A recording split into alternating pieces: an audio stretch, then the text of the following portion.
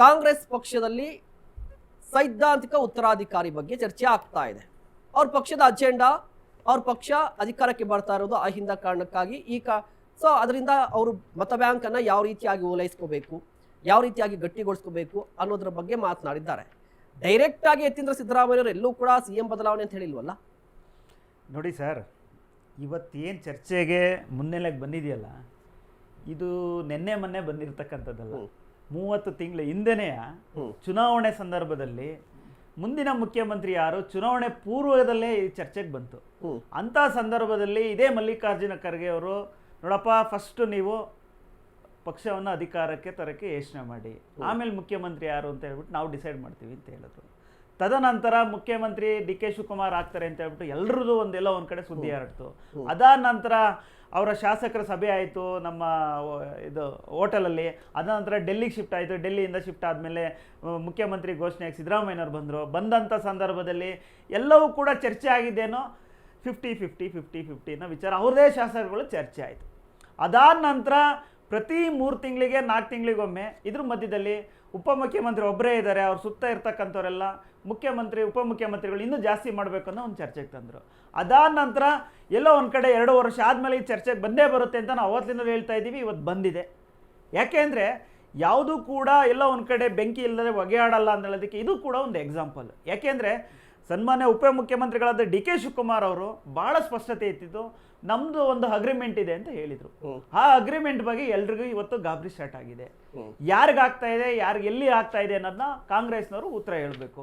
ಇದ್ರ ಜೊತೆಯಲ್ಲಿ ಸನ್ಮಾನ್ಯ ಸಿದ್ದರಾಮಯ್ಯನವ್ರಿಗೆ ಎಲ್ಲ ಒಂದು ಕಡೆ ಕನ್ಫರ್ಮ್ ಆಗಿದೆ, ನಾನು ಈಗ ಕುರ್ಚಿಯನ್ನು ಬಿಟ್ಕೊಡುವಂಥ ಸಂದರ್ಭ ನಿರ್ಮಾಣ ಆಗ್ತಾ ಇದೆ ಅಂತ ಹೇಳ್ಬಿಟ್ಟು ಇವತ್ತು ಎಲ್ಲ ಒಂದು ಕಡೆ ಅವ್ರದ ಸುತ್ತಮುತ್ತ ಇರ್ತಕ್ಕಂಥ ಸಚಿವರು ಎಲ್ರಿಗೂ ಎಲ್ಲ ಒಂದು ಕಡೆ ಎಲ್ಲವನ್ನು ಎತ್ತಿ ಹೇಳುವಂಥ ಕೆಲಸವನ್ನು ಮಾಡ್ಕೊಂಡು ಬಂದಿದ್ದು ಸಾಕಷ್ಟು ಉದಾಹರಣೆಗಳು ನೋಡಿದ್ದೀವಿ. ಅದ್ರ ಜೊತೆಯಲ್ಲಿ ಇವತ್ತು ಮನೆ ಒಳಗಡೆ ಮುಖ್ಯಮಂತ್ರಿಗಳು ಏನು ಮಾಡ್ತಾರೆ, ಹೇಗಿರ್ತಾರೆ, ಏನನ್ನು ಚರ್ಚೆ ಮಾಡ್ತಾರೆ, ಯಾರನ್ನು ಭೇಟಿ ಮಾಡ್ತಾರೆ ಅಂತ ಫಸ್ಟ್ ಗೊತ್ತಾಗೋಂಥದ್ದು ಅವ್ರ ಮನೆಯವ್ರಿಗೆ. ಅಂಥ ಮನೆಯವ್ರಿಗೆ ಇವತ್ತು ಗೊತ್ತಾಗಿ ಸನ್ಮಾನ್ಯ ಯತೀಂದ್ರ ಸಿದ್ದರಾಮಯ್ಯನವರು ಇವತ್ತು ಬೆಳಗಾವಿಯಲ್ಲಿ ನಡೆದಂಥ ಒಂದು ಕಾರ್ಯಕ್ರಮದಲ್ಲಿ ನೇರವಾಗಿ ಮುಂದಿನ ಉತ್ತರಾಧಿಕಾರಿ ಜಾರಕಿಹೊಳಿ ಆಗಬೇಕು ಅನ್ನೋದು ಒಂದು ಅಪೇಕ್ಷೆನ ಇಟ್ಬಿಟ್ರು. ಇದಕ್ಕೆ ಉತ್ತರ ಯಾರು ಕೊಡ್ತಾರೆ ಹಾಗಾದರೆ? ಹೇಳ್ತಾ ಇದ್ರು ಕುಣಿಗಲ್ ರಂಗನಾಥ್ ಅವ್ರು ಮಾತಾಡಿದಾಗ, ಇಕ್ಬಾಲ್ ಹುಸೇನ್ ಅವ್ರು ಮಾತಾಡಿದಾಗ, ಶಿವಗಂಗಾ ಬಸವರಾಜ್ ಅವ್ರವ್ರಿಗೆ ಎಲ್ಲ ಒಂದು ಕಡೆ ಪಕ್ಷದ ಶಿಸ್ತು ಉಲ್ಲಂಘನೆ ಆಗಿದೆ ಅಂತಬಿಟ್ಟು ನೋಟಿಸ್ ಕೊಟ್ಟರು. ಇದು ಶಿಸ್ತ ಅಶಿಸ್ತ ಅಂತ ಹೇಳ್ಬಿಟ್ಟು ಸನ್ಮಾನ್ಯ ವಕ್ತಾರರು ಹೇಳ್ಬೇಕು, ಅದೇ ರೀತಿ ಕಾಂಗ್ರೆಸ್ ಪಕ್ಷದ ನಾಯಕರುಗಳು ಹೇಳ್ಬೇಕು. ಸರ್ ಆಮೇಲೆ ಮಾತಾಡಿ. ಸೊ ಯಾಕೆಂದ್ರೆ ಇಲ್ಲಿ ಪ್ರಶ್ನೆ ಇದೆ ಸರ್, ಸುಮ್ಮನೆ ಇದು ಈಚೆ ಬರೋದಿಲ್ಲ ಮಾತು. ಯಾಕೆಂದ್ರೆ ಇವತ್ತು ಯತೀಂದ್ರ ಸಿದ್ದರಾಮಯ್ಯನವ್ರಿಗೆ ಅನಿಸಿದೆ ಎಲ್ಲೋ ಒಂದು ಕಡೆ ಅವ್ರ ತಂದೆಯ ಕೊನೆಗಾಲ ರಾಜಕೀಯದಲ್ಲಿ ಅಧಿಕಾರದ ಪರ್ವ ಇವತ್ತು ಕೊನೆಗಾಣ್ತಾ ಇದೆ ಅಂತ ಹೇಳ್ಬಿಟ್ಟು ಅವ್ರಿಗೂ ಕೂಡ ಅನಿಸಿದೆ. ಸೈದ್ಧಾಂತಿಕ ನಾಯಕತ್ವ ಅಂತ ಮಾತ್ರ ಹೇಳಿರೋದು ಸರ್.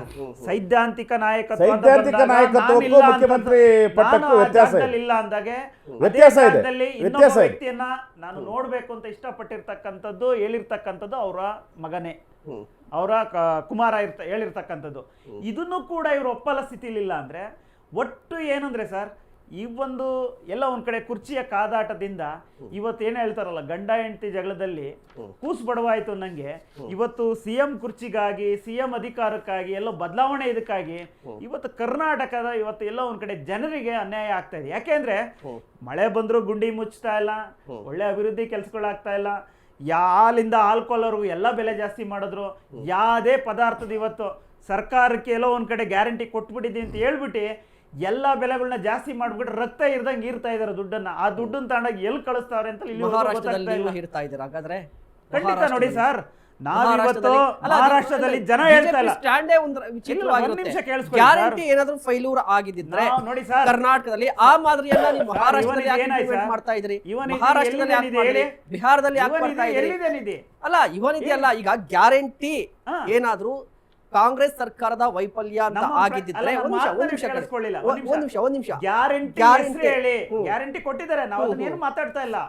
ನೀವು ಕೊಡ್ಬೇಕು, ಗ್ಯಾರಂಟಿ ಪರವಾಗಿದ್ದೀರಿ. ಈಗ ಗ್ಯಾರಂಟಿ ಪರ ವಿರೋಧ ಅಂತಲ್ಲ ಸರ್, ಗ್ಯಾರಂಟಿ ನೀವು ಕಮಿಟ್ ಆಗಿದ್ರೆ ಕೊಡಿ. ಅದ್ರಲ್ಲಿ ಯುವ ನಿಧಿ ಯಾವ ನಿಧಿ ಅಂತ ಮಹಾರಾಷ್ಟ್ರದಲ್ಲಿ ಯಾವಾಗ ಕೊಟ್ಟರು ಅವಾಗ ಈಗ ಪರ ಆಗ್ತಾ ಇದ್ದಾರೆ. ಎಷ್ಟು ಲಕ್ಷ ಜನಕ್ಕೆ ಅಂತ ಯಾವಾಗ ಕೊಟ್ಟಿದ್ದೀರಾ, ಯಾವ ಅಕೌಂಟ್ ಇಂದ, ಎಷ್ಟು ವಿದ್ಯಾರ್ಥಿಗಳಿಗೆ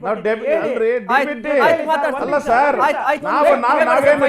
ನೇರವಾಗಿ ಹಣ ಹಾಕಿದೀವಿ, ಗ್ಯಾರಂಟಿ ಯೋಜನೆಗಳಿಗೆ ನೇರವಾಗಿ ಖಾತೆಗಳಿಗೆ ಹೋಗ್ತದೆ ಹಣ.